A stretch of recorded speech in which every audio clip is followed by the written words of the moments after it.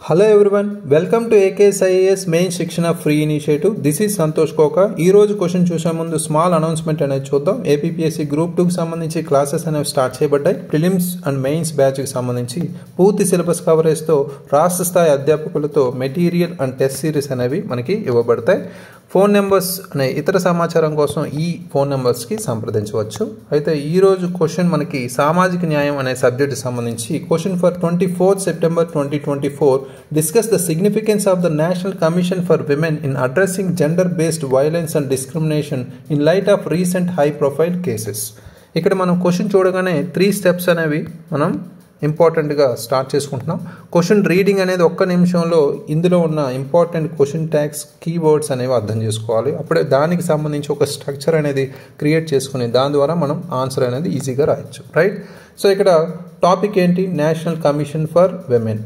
ఈ మధ్య జరిగిన కొన్ని సంఘటనల మహిళల మీద అత్యాచారాలకు సంబంధించి జరిగిన సంఘటనల నేపథ్యంలో వెరీ ఇంపార్టెంట్ క్వశ్చన్. ఈ క్వశ్చన్ కంపల్సరీ అడిగే అవకాశం ఉంది. అయితే ఇక్కడ ఎన్ని పార్ట్స్లో ఇచ్చారు క్వశ్చన్? ఓన్లీ 1 పార్ట్లో ఇచ్చారు. ఇటీవల ఉన్నత స్థాయి కేసుల నేపథ్యంలో లింగ ఆధారిత హింస మరియు వివక్షను పరిష్కరించడంలో జాతీయ మహిళా కమిషన్ యొక్క ప్రాముఖ్యతను చర్చించండి అని ఇచ్చారు, రైట్? ఇక్కడ సింపుల్గా మనం ఫోకస్ చేయాల్సింది డిస్కస్ అనే క్వశ్చన్ ట్యాగ్, రైట్? ఒక్క క్వశ్చన్ ట్యాగే ఉంది ఇక్కడ, రైట్? ఇక్కడ పాజిటివ్స్ అండ్ నెగిటివ్స్ అనేవి రాస్తూ మనం సానుకూల ప్రతికూల అంశాలు రాస్తూ మనం చర్యలు అనేవి కంపల్సరీ చెప్పాలి, రైట్? సో అది మనకి ఇక్కడ క్లియర్ కట్గా క్వశ్చన్ ట్యాగ్ అనేది ఉద్దేశం. నెక్స్ట్ కీవర్డ్స్ అనేవి అర్థం చేసుకుంటే సిగ్నిఫికెన్స్, ప్రాముఖ్యత అనేది ఒక కీవర్డ్గా మనకి ఇక్కడ ఇచ్చారు. సో ఇక్కడ ముఖ్యంగా ఈ ప్రాముఖ్యతకు సంబంధించి మనం పాజిటివ్ లెవెల్లో చెప్పొచ్చు. నెక్స్ట్ మనం నెగిటివ్స్ అనేవి కూడా రాయాలి, సవాళ్ళు కూడా రాయాలి. అదేవిధంగా మనం తీసుకోవాల్సిన చర్యలు కూడా రాయాలి. ఒకే ప్రశ్నలో అన్ని మనం ఒకే పార్ట్లో అన్ని కలిపి ఇచ్చారు. ఇక్కడ మనం స్ట్రక్చర్ అనేది ఒకటి క్రియేట్ చేసుకుంటే ఈ పర్టికులర్ కీవర్డ్స్ క్వశ్చన్ ట్యాగ్ సంబంధించి ఫస్ట్ ప్రాముఖ్యత అనేది రాస్తాం బాడీ పార్ట్లో ముఖ్యంగా, రైట్? నెక్స్ట్ మనం సవాల్ రాస్తాం. సవాల్ అంటే చాలామంది ఆస్పిరెంట్స్ ఆన్సర్స్ పంపించారు కదా, అందులో ముఖ్యంగా సవాల్ అంటే ఎంటైర్ నేషన్లో రిమైనింగ్ అన్నిటికీ సంబంధించి రాశారు. సో ఇక్కడ ఓన్లీ మన NCWకి సంబంధించిన సవాల్ మాత్రమే రాయాలి క్వశ్చన్కి సంబంధించి, రైట్? సో డైవర్ట్ అవ్వకూడదు. నెక్స్ట్ మనకి తీసుకోవాల్సిన చర్యలు అనేవి కూడా మనకి ఇక్కడ నెక్స్ట్ పార్ట్లో వస్తుంది. సింపుల్, ఒకటే పార్ట్లో ఇచ్చారు, కన్ఫ్యూజ్ అవ్వడానికి ఏం లేదు. టాపిక్ NCW కాబట్టి దానికి సంబంధించి రిలేటెడ్గా అంటే addressing gender based violence and discrimination అనేది ఇంపార్టెంట్ కీవర్డ్. దాంతోపాటు in light of recent high profile cases అన్నారు, ఇది చాలా important, right? High profile cases అంటే మనకి రీసెంట్ కోల్కతా కేసు కావచ్చు, లేదా మణిపూర్ కేసు కావచ్చు, ఇలాంటివన్నీ కంపల్సరీ ఇంక్లూడ్ చేసుకుంటాం, రైట్? అయితే బ్రెయిన్ స్టార్మింగ్ వచ్చేసరికి ఒక్క నిమిషంలో ఇంపార్టెంట్ కీవర్డ్స్ అన్నీ ఇక్కడ మనం ఇంక్లూడ్ చేసుకోవాలి. ముఖ్యంగా మనకి ఇక్కడ చట్టాలు కావచ్చు, అదేవిధంగా మనకున్న కొన్ని సుప్రీంకోర్టు కేసెస్ కావచ్చు, రైట్? అదేవిధంగా కొన్ని రిపోర్ట్స్, నివేదికలు కావచ్చు, దాంతోపాటు కొన్ని ఆర్టికల్స్ని కూడా మనం లింక్ చేసుకోవచ్చు. ఎగ్జాంపుల్స్ లాంటివి ఇటీవల జరిగిన కొన్ని ఉదాంతాలు ఏవైతే ఉన్నాయో వాటిని కూడా మనం ఇంక్లూడ్ చేసుకోవచ్చు. ఈ ఇటీవల జరిగిన కోల్కతా ఇన్సిడెంట్స్ నుంచి మనం అప్పుడెప్పుడో జరిగిన నిర్భయ కేసు వరకు అన్నీ ఇంక్లూడ్ చేసుకోవచ్చు, రైట్?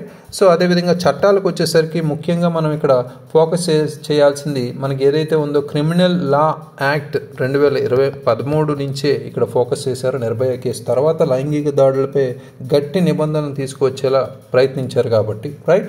సో ఇవి మనం ఇంపార్టెంట్ ఇక్కడ.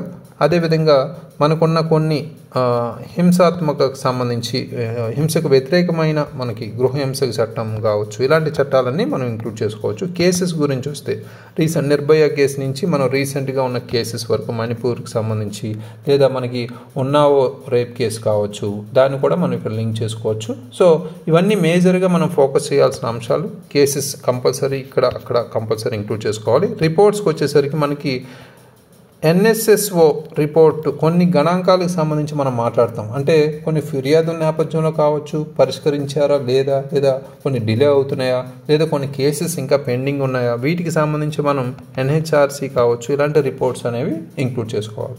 అదేవిధంగా కొన్ని ఆర్టికల్స్, ఫర్ ఎగ్జాంపుల్ మనకి ఆదేశిక సూత్రాల్లో ఉన్న 42వ ఆర్టికల్ని మనం ఇక్కడ లింక్ చేసుకోవచ్చు. ఎగ్జాంపుల్స్ వచ్చేసరికి అన్నీ మనకి ఇంపార్టెంటే. అదేవిధంగా రికమెండేషన్స్, సలహాలు, సూచనలు లేదా సిఫార్సులకు సంబంధించి కొన్ని కమిటీలకు సంబంధించి, for example standing committee on empowerment of women అనేది మనకి మేజర్గా ఇక్కడ సూచనలు అయితే సిఫార్సులు అయితే కొన్ని ఇచ్చింది, దానికి సంబంధించి కూడా మనం ఇక్కడ చెప్పచ్చు. అదేవిధంగా మనం ఎస్టీజీ గురించి కూడా లింక్ చేసుకోవచ్చు. ఎస్టీజీలో ముఖ్యంగా 5వ లక్ష్యాన్ని మనం ఉద్దేశించి చెప్తే లింగ సమానత్వం గురించి మాట్లాడుతుంది కాబట్టి దాని గురించి. సో కంక్లూజన్లో మనం రాసేటప్పుడు వికసిత్ భారత్ని కూడా టచ్ చేయొచ్చు, ఎందుకంటే వికసిత్ భారత్కి సంబంధించి కూడా చాలా సిగ్నిఫికెన్స్ ఉంది మహిళలకు సంబంధించి, రైట్. సో ఇవన్నీ మనకి important quotations or important keywords లాగా మనం ఇక్కడ లింక్ చేసుకుంటాం, మన ఆన్సర్లో కంపల్సరీ ఉండాల్సిన అనమాట. అయితే పరిచయానికి వచ్చేసరికి ముఖ్యంగా ఇక్కడ కరెంట్ అఫైర్స్ ఇంట్రడక్షన్ స్టార్ట్ చేస్తున్నాం. ముఖ్యంగా ఇక్కడ మాట్లాడాలంటే కోల్కతా ఇన్సిడెంట్తో స్టార్ట్ చేయొచ్చు మనం, రైట్. సో కోల్కతా నేపథ్యంలో ఎన్సీడబ్ల్యూ ఎంత యాక్టివ్గా రోల్ ప్లే చేసింది, లేదా మణిపూర్ అంటే రీసెంట్ కాకపోయినా 2023 అంటే మనకి రీసెంటే, రైట్. సో ఈ ఇన్సిడెంట్స్ అయినా మనం అదేవిధంగా మనకి రీసెంట్గా మనం చూసుకుంటే హేమ రిపోర్ట్కి సంబంధించి కూడా మనం తీసుకోవచ్చు, రైట్. సో మలయాళం ఇండస్ట్రీకి సంబంధించిన కేసులు, రైట్. సో ఇలాంటివన్నీ మనం కరెంట్ అఫైర్స్ ఇంట్రడక్షన్ ద్వారా మనం స్టార్ట్ చేయొచ్చు. అదేవిధంగా నెక్స్ట్ స్టాటిక్ బ్యాక్గ్రౌండ్ గురించి మాట్లాడేటప్పుడు ఇక్కడ ముఖ్యంగా ఎన్సీడబ్ల్యూ ఎప్పుడు ఏర్పాటైంది 1990, రైట్. అప్పటి నుంచి మనకి దీన్ని ఫామ్లో తీసుకొచ్చారు. సో సవివరంగా దాని రోల్స్ అయితే ప్లే చేస్తుంది కాబట్టి దానికి సంబంధించి మనం మాట్లాడతాం.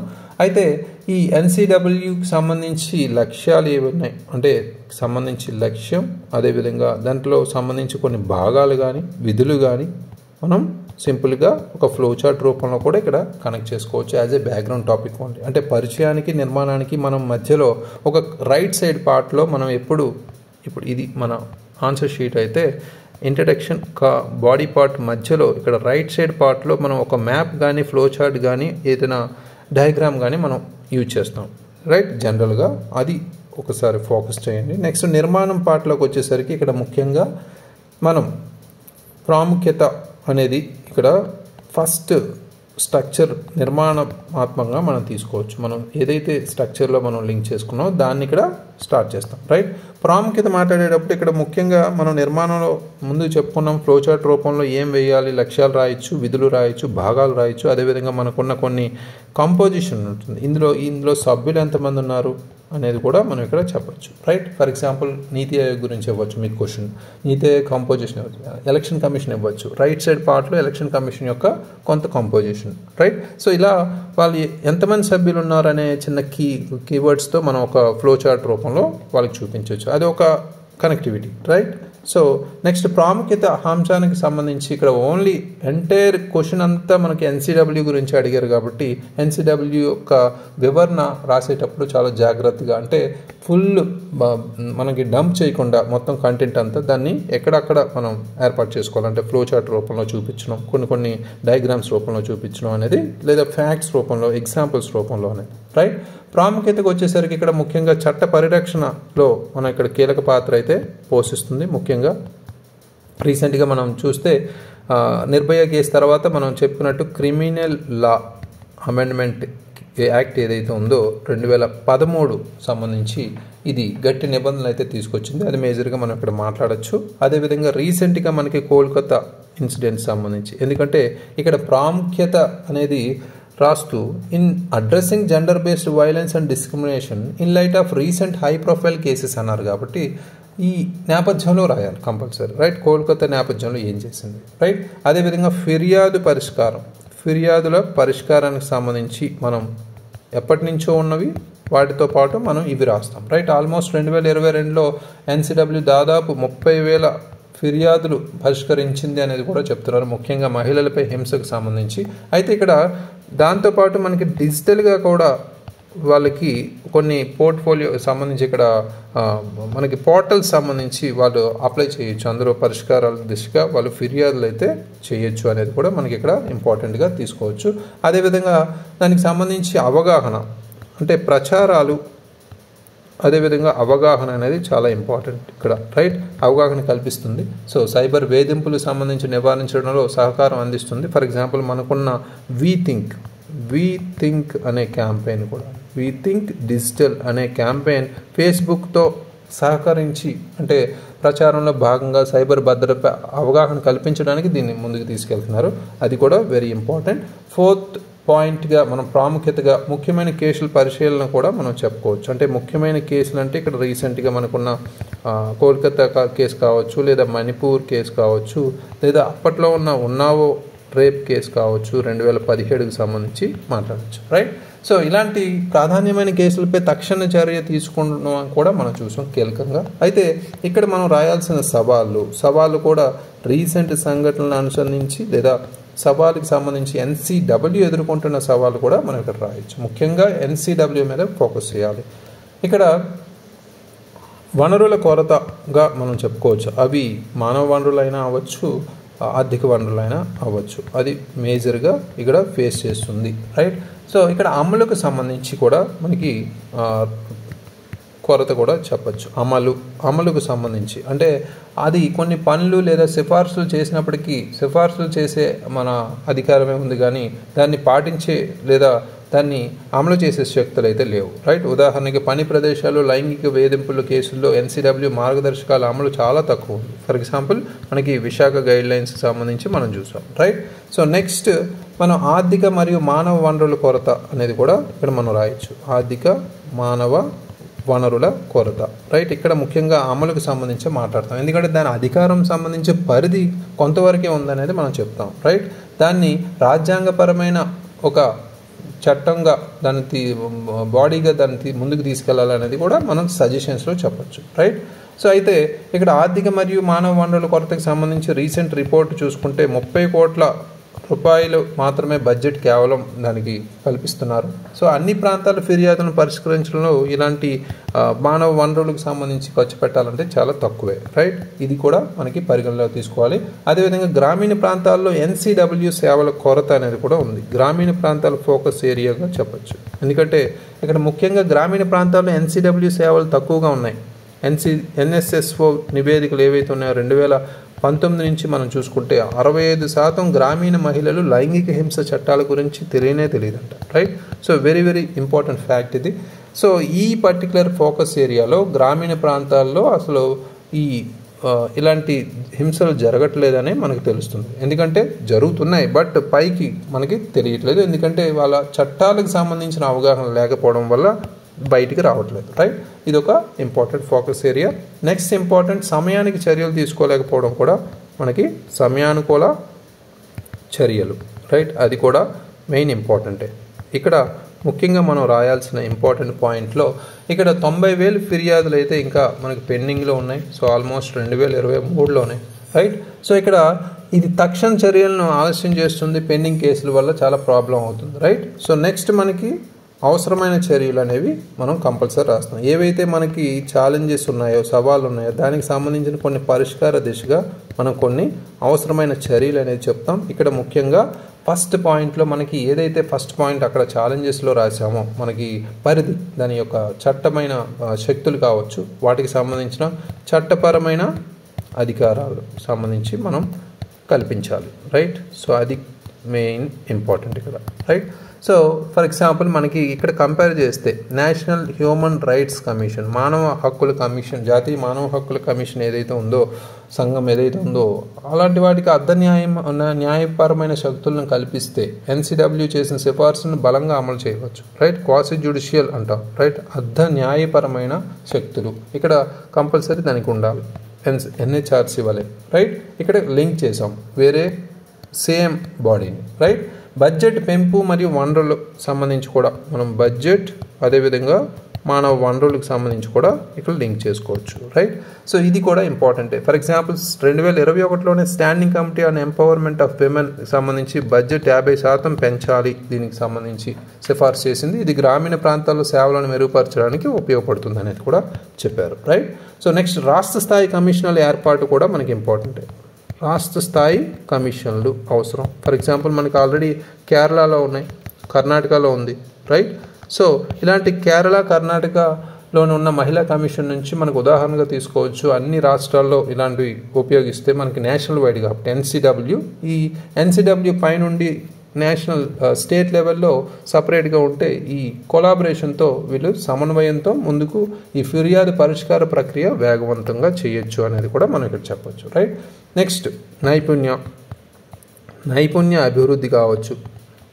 Right. Capacity building or digital విస్తరణ, మనకి డిజిటల్గా కూడా విస్తరించాలి. ఆల్రెడీ వీళ్ళు కొన్ని ఫిర్యాదుల పరిష్కారంలో కొన్ని పోర్టల్స్ అవి ఉపయోగిస్తున్నారు. మెరుగుపరచడంలో తక్షణ ఫిర్యాదు పరిష్కారం చేయడం అనేది కూడా జరుగుతుంది. రైట్. రెగ్యులర్ ట్రైనింగ్ ప్రోగ్రాంలు కూడా నిర్వహించడం అనేది చాలా అవసరం అనేది కూడా ఇక్కడ చెప్తాం. రైట్.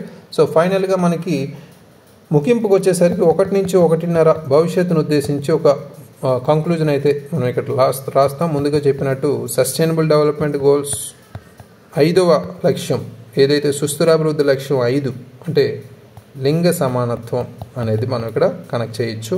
అదేవిధంగా మనకున్న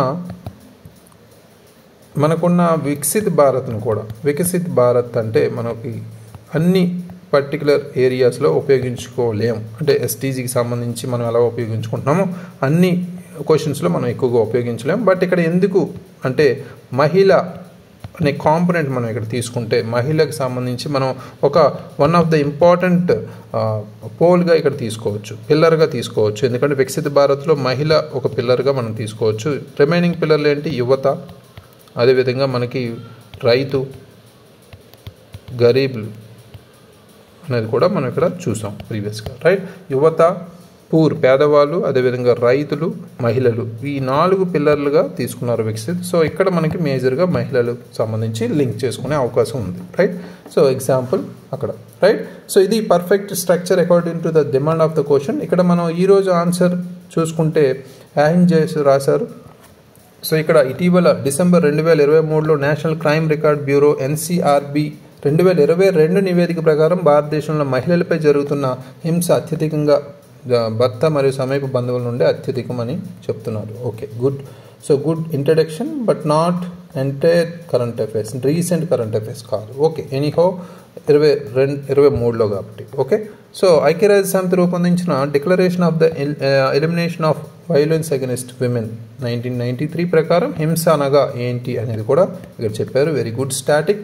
అదేవిధంగా భారతదేశంలో మహిళలపై జరిగే హింసలు నిరోధించడానికి కూడా ఇక్కడ మనం ఎలా ఏర్పాటైంది అనేది కూడా చెప్పారు. అదేవిధంగా నవంబర్ 25 మహిళా హింసా నిరోధక దినోత్సవం కూడా జరుపుకుంటారని ఇది ఇక్కడ లింక్ చేసుకున్నారు. Very good. విధులకు సంబంధించి రాజ్యాంగ పరంగా మహిళలకు రక్షణ కల్పించే విధంగా మనకి ఏవైతే ఉన్నాయో అవి ఆర్టికల్స్ రూపంలో లింక్ చేసుకున్నారు. Very good.